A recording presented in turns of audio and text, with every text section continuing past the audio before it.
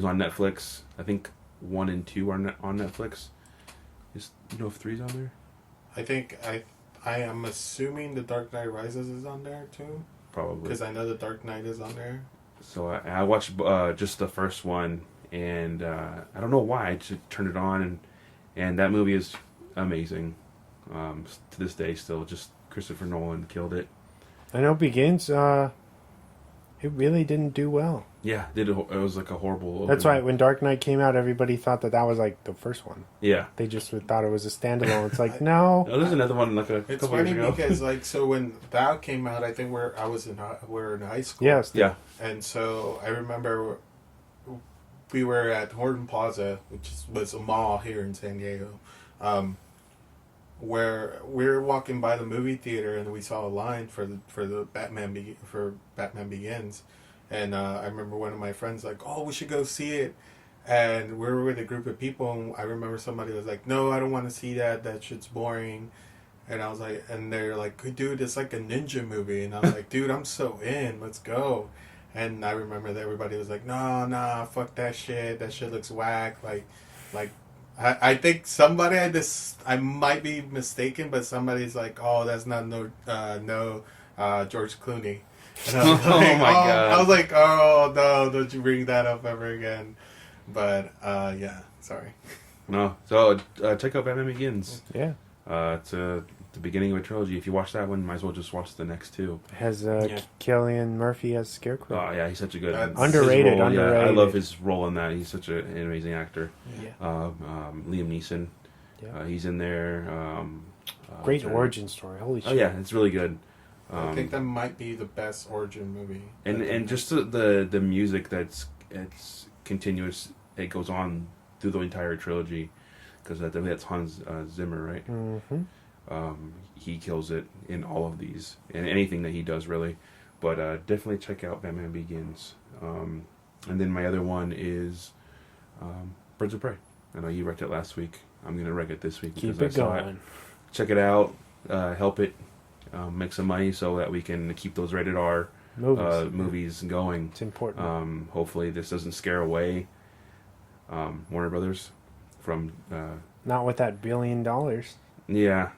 No, I don't think it will, but maybe they're like, hey, we got this. We can take it. We'll take a little dip, on the radar. But hopefully, that movie it has legs to carry it for at least another month or two in theaters, which I think it will because I know the numbers went up a little bit on Friday and Saturday from the week, of course, but. Check that out, Birds of Prey. If you like Harley Quinn, if you're a fan of those type of movies, Margot check Robbie's. it out. She kills it. The whole cast kills it. Ewan McGregor is insane as Black Mask. He's great. crazy. Yeah, he's great. Maniacal. Yes, definitely. I love Victor Zsasz. Everybody, all the characters in that are amazing. Check it out. I'll say it and I'll say it again. This is what Suicide Squad should have been. Yeah, what it could have been. Yeah. Yeah. Check that out. Those are my three. Nice. So, it's two really contradiction movies that I have. Okay. One is a Scanner Darkly. Okay. With Keanu Reeves. Yep. I've seen parts of that movie. Very weird movie. I heard it was weird. It's in... Still don't understand it. Mark Downey Jr., Woody Harrelson, Winona Ryder. Mm-hmm. Definitely, it's funny because, and I just saw it last night. There, one of my friends was telling me, he's like, "Have you ever seen a Scanner Darkly?" And I was like, "What are you talking about?" And he showed me the trailer, and then he's like, "It reminds me of the art show that you had, and the video that you guys did." So, as soon as I saw the trailer, I was like, I gotta watch this movie. And wow, I was like so in love with this movie. This might be my new favorite movie. But, yeah, go check it out. I don't think it's streaming anywhere. I bought it on YouTube. Okay. So, yeah, Google. Android all day, baby. And then I'm sorry, my Apple Watch. I'm couldn't sorry, hear you. what are we recording on right now? How dare you? and my next rec is Sonic the Hedgehog. Nice. Okay. Sorry, my fucking throat's like super dry. But Jim Carrey kills it in this movie. He is the person that carries the movie a lot. Mm-hmm. I know that I told Wesley earlier that I thought it was a proper enjoyable ride for me, and then they did a good story, and I guess the reimagined Sonic that they did now, it's really good. I thought it paid homage to what the video game was, and for it to be doing what 60 million is for opening week. Yeah. It's amazing, because then, like you said earlier, it's like fans now studios are going to be listening to fans, because look at the Yeah, they went to see it. yeah. They supported it. Yeah, and it's really good, man. I really do think even adults, I went with my nephew, but as an adult, like, I would go watch it again, just because it that movie's so enjoyable. Like, you could literally, there's not a dull moment in that movie, and then we get that Easter egg in the end, which I'm not going to reveal. Yeah, thank you. But I don't know what you're talking about. but yeah, man, go check out Sonic. Support it, because and support Birds of Prey, or Harley Quinn, the Birds of Prey, whatever the title Like, is. clean that up. Now. Whatever. It's unofficial. It's just for the theaters, right? Yeah. I don't know what the name is now, but it's cool to see a video game movie and a comic book movie be number one, number two. Yeah. And it's amazing. It speaks volumes of what the production value and what time and effort is being put in these movies. Mm-hmm. Because I just saw a documentary on Super Mario Brothers, the movie, and yes, I am not, and Double Dragon and Street Fighter. So I'm glad. What documentary is this?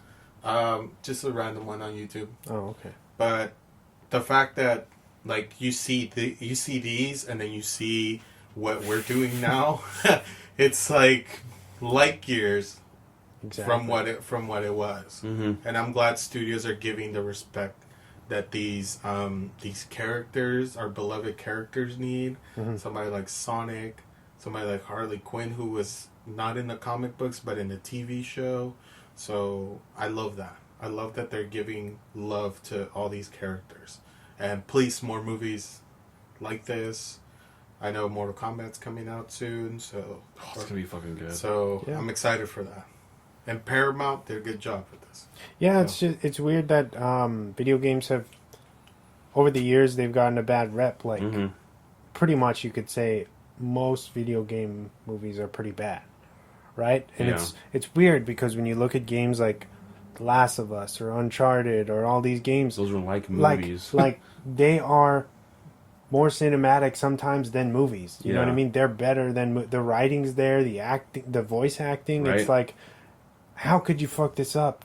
Just take a straight adaptation. You know what I mean? Yeah. Where they fuck up things like Max Payne and all these movies that Max Payne should have been so cool. That should have been way better than the final products. You know what I mean?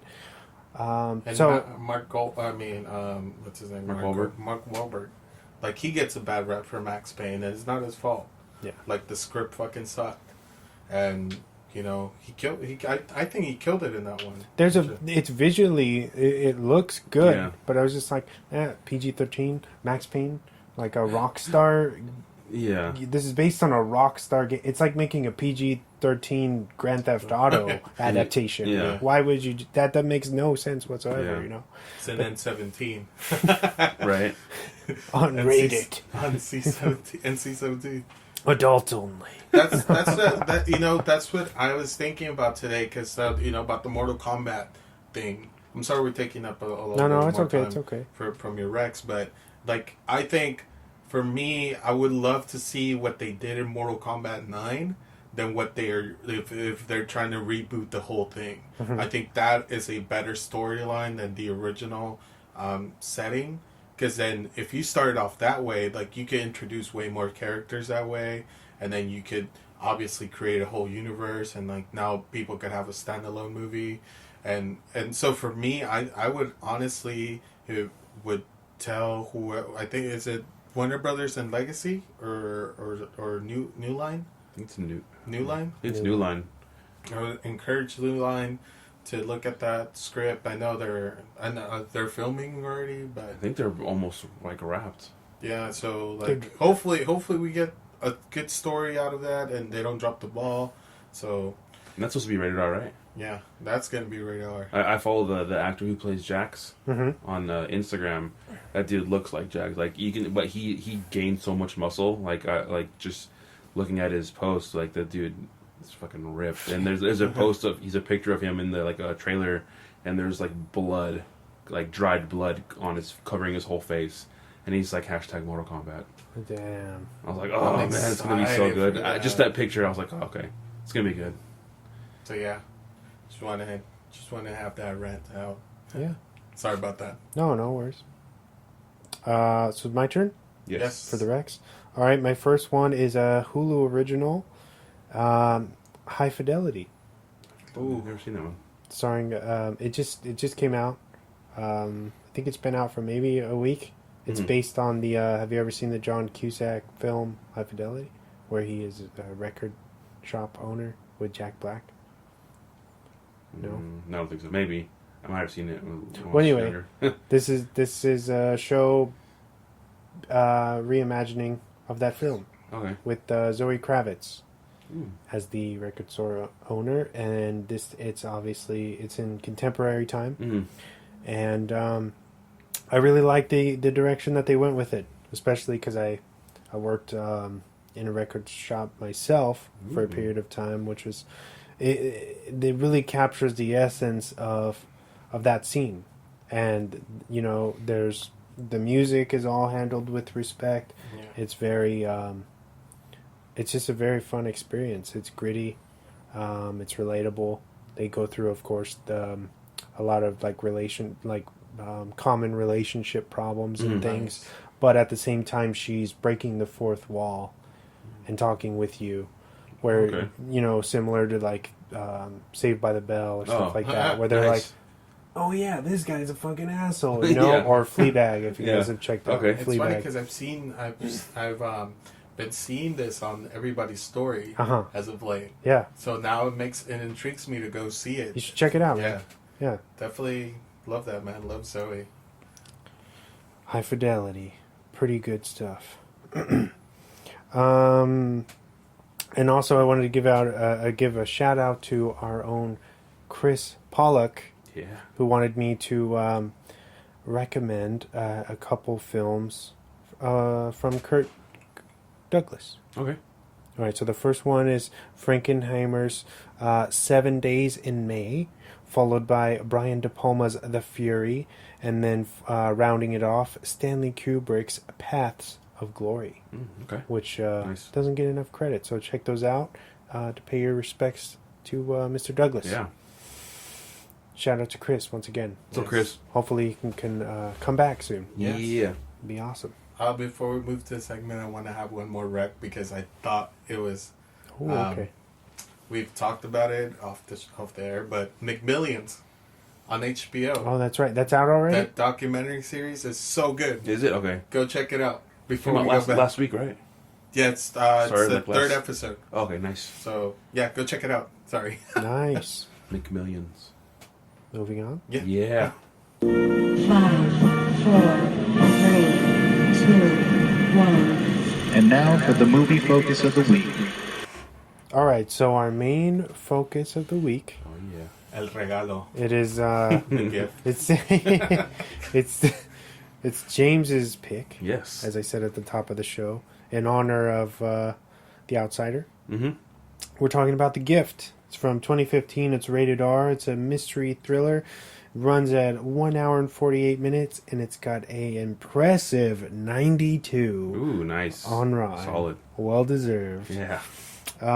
For the synopsis, I wrote, what do you do when an individual returns from your past? We meet a seemingly normal couple, Robin and Simon, who are then approached by Gordo, an old student peer from Simon's adolescent days.